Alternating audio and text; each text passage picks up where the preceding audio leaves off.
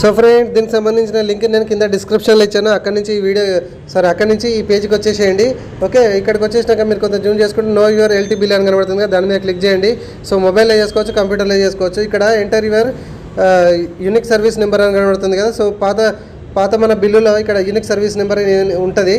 Okay, దాన్ని click చేసి ఇక్కడ గెట్ బిల్ అని కొట్టండి. గెట్ బిల్ అని కొట్టడంతో మీకు బిల్ అనేది ఒక 2-3 సెకండ్లు అట్లా లోడ్ అయ్యి మీకు జనరేట్ అయిపోతుంది ఫ్రెండ్స్. ఈజీగా ఉంది కదా.